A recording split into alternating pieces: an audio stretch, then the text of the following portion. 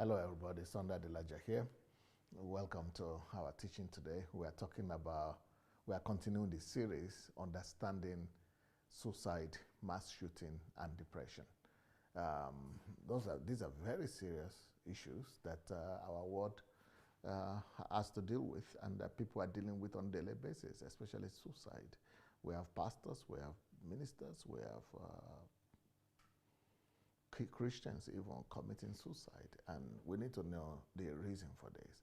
And like I said, everything starts with depression, and that is what leads to suicide, and it's the same thing that leads to mass shooting. The topic of today is how catastrophizing could lead to depression. How catastrophizing could lead to depression. Now, when I talk about catastrophizing, I'm sure that a lot of you will understand what I'm talking about. Catastrophizing is a tendency by some people to always make problems appear like a big mountain that is unsurmountable, or make a problem appear as a big elephant in the room that is scaring everybody, a big lion in a room with them that appeared in their bedroom, and the only thing they could do is to scream and catastrophize.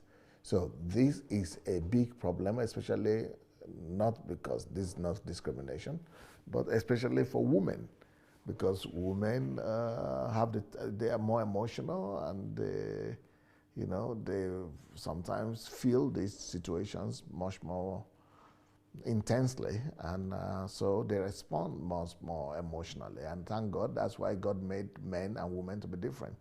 That's why God made men to be more cold-blooded and more more like reserved in their emotions, so that the men in the lives of these ladies could help provide stability for them, could help provide emotional balance for them, and comfort and covering, and be able to help them stability for them. So we don't blame the women for being who they are or the way they are, but we must have men around them who are helping them, to overcome the challenges and the attacks and the problems that they come across on a daily basis, and that they feel so deeply that makes them to want to catastrophize situations. But even men and women have to learn to deal with issues without catastrophizing them. Once you get to that place where you begin to catastrophize situations, your problems, your challenges, then we begin to have a whole crisis in our hands. And that crisis will go and increase emotionally. It will bring emotional damage and emotional problems to the extent that it will lead to depression. There is a problem, there is a book that I have there, it's called Don't Touch Me, I'm Hurting. That is normally, most of the time, how people like this react. I will also show another book. Hello, I'm Searching for Problems. That is another book that I have. That other book, Hello, I'm Searching for Problems, will help you to be able to cope with problems. It will teach you better how to deal with problems, how to solve problems, and how to actually embrace problems and troubles and actually look for them. When you have the right mindset and the right attitude towards problems, you begin to look for problems to solve them, because you have a different understanding and a different approach to problems. So I want to use this opportunity to encourage you to look for these books. Don't Hurt Me, I'm Hurting. That is how to deal with hurt and pain in your personal life, and how to control it so that it doesn't lead you to depression or suicide, and doesn't lead to, when you are hurting, it's like you are already in the catastrophic state or almost in the catastrophic state, but because how to manage yourself at that time. That is what this book is about. But the other book on problems will be how to resolve problems in the future in terms of how to be able to have a constructive approach to situations. I'm sorry, I need to drink some water, I feel.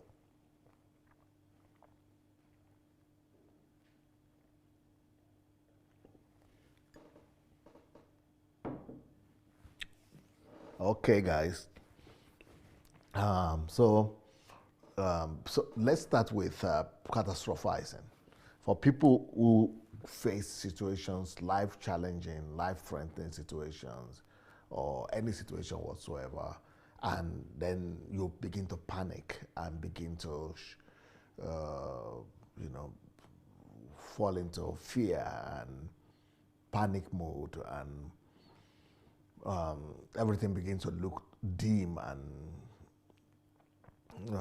like a doom to you. Everything begins to look like catastrophe, something that is going to, that the whole world is going to come to an end. Everything is bad and everything is collapsing under your feet. When you feel something like that, um, you know that it's not a positive thing. You need to begin to say to yourself, stop, stop, stop, stop. I must do something. I must. Then the first thing you have to do is to learn to see problems from another perspective. You need to begin to know that problems themselves are not a bad thing. And no matter how bad they look initially, and no matter what problem you are going through, see any problem as just a challenge, like a challenge that you have to take, and a challenge that comes to make you better. Every problem that comes into our lives are there to come to make us a better person. So you know that when problems come, or troubles come, or adversary comes, is for you to be able to find solution. So problems comes to stimulate your mind. Problems come to stimulate your creativity. Problems come to push you from a state of dormancy, from a state of stagnancy, to make you begin to move, progress, advance, to make you to be able to think and to be able to, creatively look for solution. So you should, if you begin to see problems as opportunities rather than catastrophe, you will not have that problem of catastrophing everything. Because it is when people begin to catastrophize problems and situations that they begin to think that there is no need to live, and that living doesn't make any sense any longer. That's when they begin to consider suicide.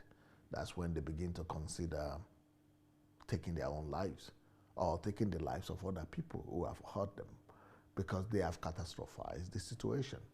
So, but in the real sense, wisdom tells us that any problem that we have, any crisis that we have, is much better for us to look at them as just an obstacle on your way to a destination. Which means at the end of the day, it's wiser for you to focus on your destination. If you see an obstacle on your way to somewhere, remove the obstacle, clear the road, and focus on your destination, on your goal, on where you are going. We should begin to see that living for a goal, for a vision, for a destination, for a mission, for a purpose, will actually save you from catastrophizing situations. But of course, if you remove your face and your eyes from the goal that you have set before yourself, of course, you could begin to come to hopelessness and begin to catastrophize the obstacle, the problem, the challenge that has appeared on your way. So one of the best ways to avoid depression and to avoid catastrophizing life situations is to live for a goal and for a mission. I don't know why, but I have to tell you this. I have another book that is about this. It's called "If You Are Not Living for a Vision, You Are Not Living at All," which means a visionless life. The book is actually called "A Visionless Life is a Meaningless Life." A visionless life is a meaningless life. A visionless life. Because when you have a goal and a vision ahead of you, and you are focused on that goal, and you are focused on that vision, you tend to downplay obstacles and problems because you know that the giant in the room is not the problem, it is the vision. The elephant in the room is the vision, it's not the obstacle. And but in that case, you've got to make your vision much more important for you than any other thing. Your vision and the importance of where you're going, your goal, your destination, has to be so big in your mind, has to be so important to you that every other thing will become small in relation to it. Even if your problem looks like an elephant, then your goal and your purpose will look like a mountain. There is no elephant that can compare to the size of a mountain. See the mountain as the destination of where you're going, and the elephant as the little obstacle that needs to be removed from the road. So one of the ways to, sorry for that, one of the ways to avoid catastrophizing in life is to always keep your vision bigger than any other thing in your life. If your vision is big enough, if you are possessed by your vision, if you are obsessed by your vision, then you will know that there is no other obstacle, no other problem or challenge we compare to them, we compare to the vision. And no other obstacle will be as big as the mountain that you see before yourself. So when that vision is so big before you and you just know that this vision is driving me, this vision is motivating me, this goal, this destination, this place I'm going, I must get there no matter what. And this, whatever this obstacle is that is before me, is nothing but a little ant compared to this. This elephant that is before me is nothing but a little ant compared to the mountain that I'm the destination that is before me. So if you are catastrophizing situations, it might be a proof that you don't have a vision, or you are not focused on your vision, or your vision is not big enough. If your vision is big enough and you are possessed by that vision, you will see every obstacle as just a little obstacle that needs to, as a little hurdle that needs to be passed and needs to be removed, and then for you to get to where you're going. Somebody said, I think it is Henry Ford who said that obstacles are the frightful things that you see when you take your eyes off the goal. So, you could have a goal, quite all right, but the most important thing is to focus on that goal. If you take your eyes off your goals and begin to focus on the obstacles, then they begin to bring fear to you. They begin to frighten you. So obstacles, problems, they become fear and become fearful to us when we take our eyes off our goals. But when your goals are your priority, when your goals are dominant in your life, when your vision, your purpose is driving you, you are possessed by it, you are obsessed by it, then you will overlook obstacles easily. You will overlook problems easily. You will not catastrophize things, because when you catastrophize, then you are not even be able to do anything anymore. You will drop your hands. You will drop your guards. You'll be able to see only the negative. You'll be able to see only the problems. You'll only be seeing the obstacles. You'll only be seeing the things that are not possible to do. You will not be seeing possibilities anymore. You begin to complain. You begin to whine, and that leads to depression. And then soon it could lead to a place where you don't feel like living anymore. And so we need to be careful about this. But like I said earlier on, any problem that you see, just take it as a challenge. Any problem that comes your way, any obstacle, any challenge, just begin to rejoice and dance around and say, yes, this is an opportunity for me to come up with a creative solution. This is an opportunity for me to release my creativity. This is an opportunity for me to grow. It's an opportunity for me to find out new things. It's an opportunity for me to discover things that I didn't know before, to find new ways, new strategies.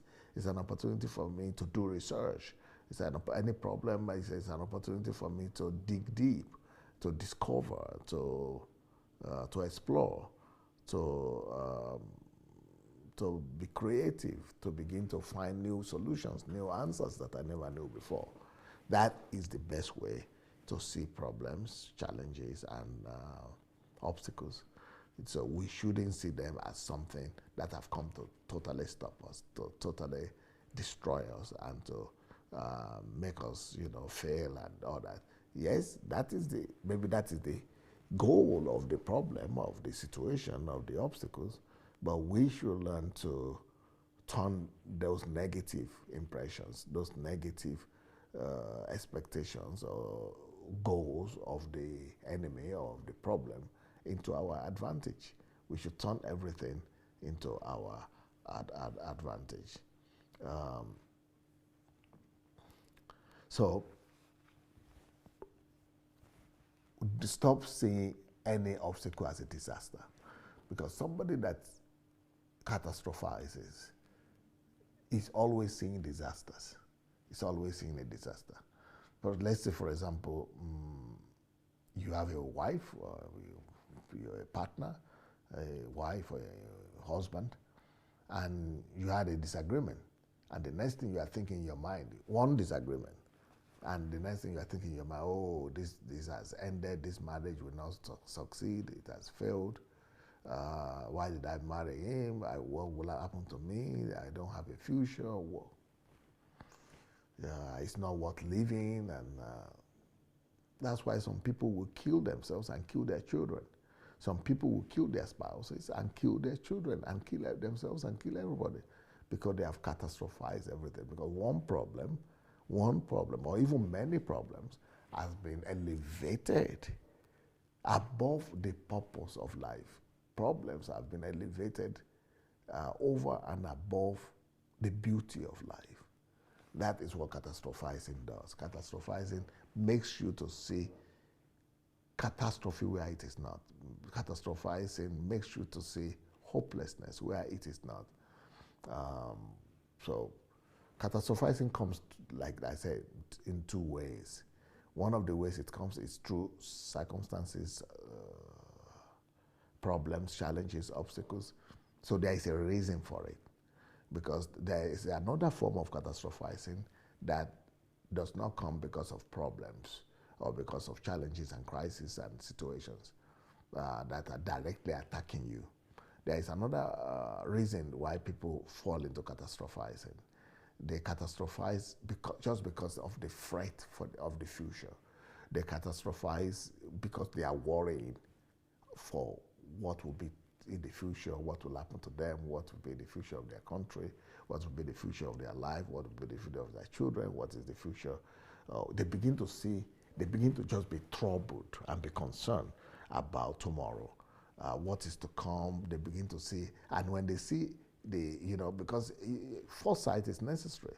Foresight is needed to be able to see the future, but foresight is when you see the future and you see it in a positive light, or you see it in terms of preparation, and you prepare for the future. That is different than what I'm talking about. What I'm talking about right now is people who are afraid about the future, who are worried about the future, who are concerned about the future.